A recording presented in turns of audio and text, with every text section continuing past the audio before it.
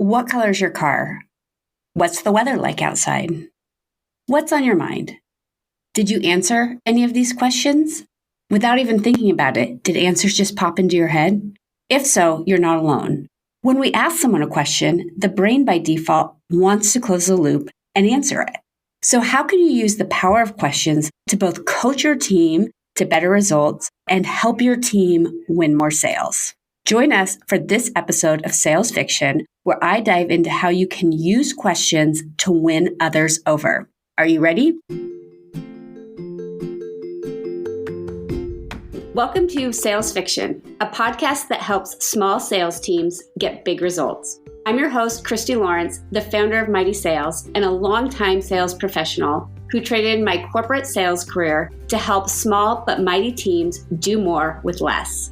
Each week on this podcast, we separate sales fact from sales fiction so that you can hyper-focus your effort on the skills, strategies, and tools that will have the biggest impact on your bottom line. Let's dive right in.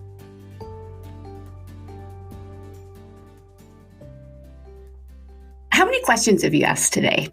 How many questions did you ask in your last coaching conversation? In the last sales conversation you had, how many questions did you ask versus statements that you made? Now, it's okay if you don't know the answer to that off the top of your head. Most people won't, including myself. But if you're not asking more questions than you are sharing insights and telling people benefits, you're missing a huge opportunity. Questions are the most powerful tool that you can use to influence others. And there's a lot of reasons for that. But before I go into the reasons, let's talk about the data. This isn't just something I made up. So questions are a critical tool to both lead others and to engage prospects. In research that's been done, these numbers are so powerful. In fact, asking someone if they were going to purchase a new car within 6 months increased their purchase rates by 35%. Asking citizens whether they're going to vote in an upcoming election increases the likelihood that they will by 25%. Asking about one's intention to give blood raised donation rates by a modest but noteworthy 8.6%. Now, if there was one thing that you could do that was going to increase your sales, your revenue by 8.6%, would you do it? Most of us would, especially if it was something as simple as asking questions. And that's what I really want to talk about today is the power of questions and how you can use questions more effectively to both lead your sales team and to lead your prospects to a purchase. Here's the thing about questions. Our brains are hardwired to answer them. Questions literally hijack the brain. The moment your brain hears one, it gets busy trying to answer it. Thoughtful questions also signal that you care about the person that you're asking them to. Questions are a tool that are designed to enhance connection and build trust. And that's a powerful thing when it comes to leadership and when it comes to sales. Questions can truly be the difference between full cooperation and forced cooperation. And when it comes to winning people over, nobody wants to be forced to do anything. So why do you need to be asking questions in sales as a leader? And why do you need to teach your team to ask better questions?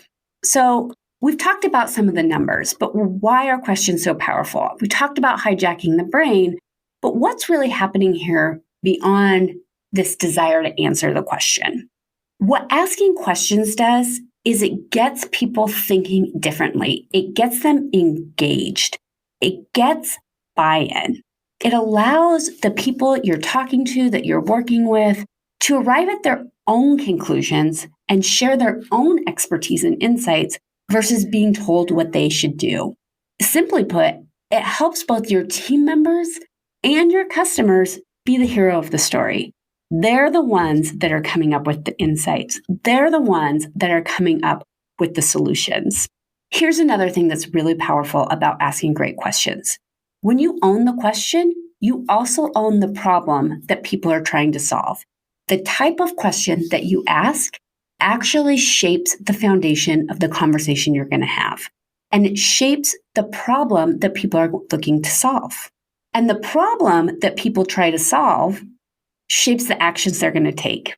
And ultimately, our actions are our decisions. We don't decide anything truly until we take action on it. By framing the problem correctly, your solution becomes the answer. It becomes the decision, and people take action on it because they're bought into it. And it also gets people talking. We all know the 80-20 rule, right? Your customer should be talking 80% of the time. If you're coaching a team member, they should be doing 80% of the talking, and you should be spending the majority of your time listening. How do you get people to talk? You ask them questions, and you ask them good questions that lead them to their own conclusions. And let's face it, people love talking about themselves. People love being the expert. When you ask questions, you tee it up and give them the opportunity to do this. So let's talk about different types of questions and how you can use questions in a powerful way to drive results from both your team and from your prospects. So there's both different times to ask questions and different types of questions to ask. I today am going to talk about different types of questions to ask, but I have a great resource that you can download, 5 questions to multiply your sales. And there are actually 5 questions to ask at 5 different types of the sales process. You can also use these 5 questions to coach your sales team. So go to mightysalesteams.com and get your copy of 5 questions to multiply your sales. It's a free resource. We'll put it in the show notes here below. But I also want to talk about how to think about questions. One of the things that you can use questions to do is to get engagement and to get buy-in. And to me, that's the most powerful thing. When you're asking great questions, people are selling themselves on the solution. All you're doing is making it easy for them to arrive at those conclusions. So the first type of question that you should always be thinking about, whether it's giving feedback to a team member or engaging a prospect, is getting their permission. So we have permission-based questions. That's getting their buy-in to have the conversation. So our podcast that we did on giving feedback with Megan Freeze is a great resource. We'll put that in the show notes too. But one of the questions that she asks, for example, is, do you mind if I give you some feedback? Do you mind if I offer another way for you to look at that? Great permission-based question. Same thing when you're having a sales conversation. Would you be open to learning about how our solution compares to what you're currently doing? All you're trying to do is get permission to engage in a conversation. By doing this, you help people put their walls down and help them become an active participant in engaging in the conversation. You're not forcing the conversation on them. They've given you permission to have it. And so if nothing else, if you don't incorporate any other types of questions, think about what types of permission-based questions can you start asking your team members and your prospects to get their buy-in to even having the conversation in the first place.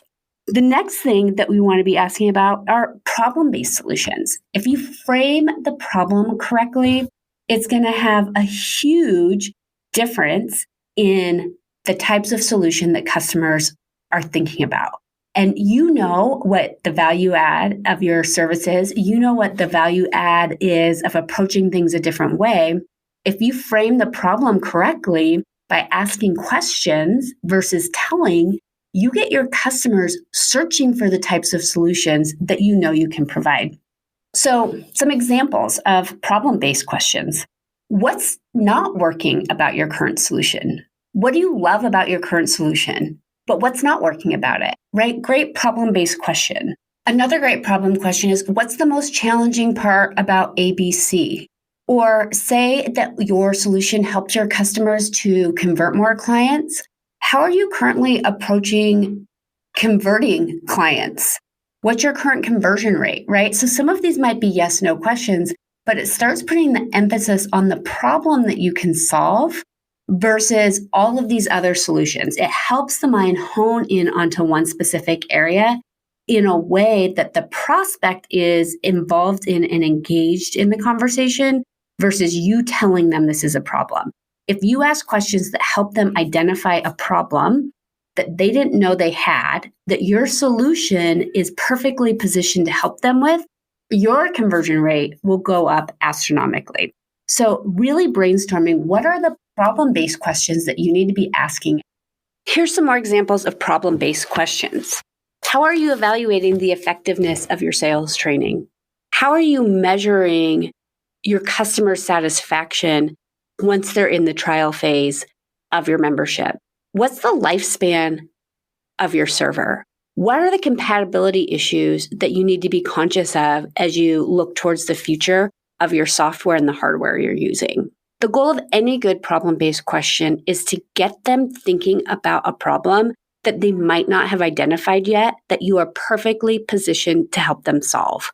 Oftentimes, people come in and they want a solution to one problem, but the problem they're actually looking to solve is very different. And if you don't help them reframe that and they think they know the answer, then they're going to be shopping in a competitive landscape. But if you help them identify a problem that is at the root cause of what's going on, while you position yourself as the solution, you are going to have a tremendous amount of success. But the key is it's not you telling them what the problem is. It's you asking them questions that help them identify it as a problem. It's one thing for someone to say, hey, you have a problem with ABC, versus to ask me a question where as I'm answering that question, I think, I've never really thought about it that way, and I should really address that. All of a sudden, I'm way more invested in finding a solution if I've identified the problem than I am when you tell me I have a problem, but I'm not quite sure that that's the problem that I have.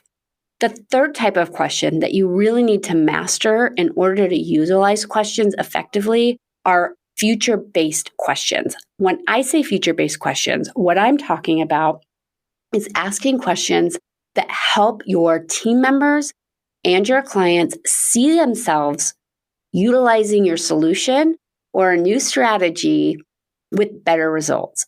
Some future-based questions might include, how would this type of service improve your workflows? How do you see this changing how your sales team goes about following up with customers? Where they can actually start visualizing themselves utilizing the solution.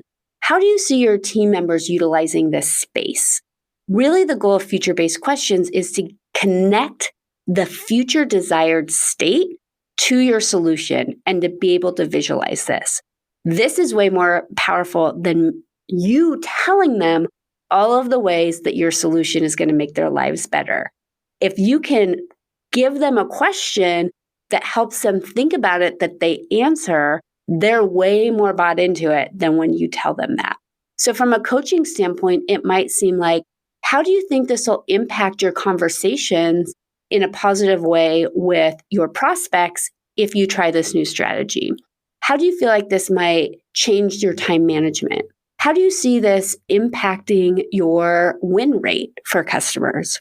Again, this is helping them see themselves solving the problem on their own accord versus you telling them it'll make their life better. So much more powerful. And then the fourth question that you really need to master is process-based questions.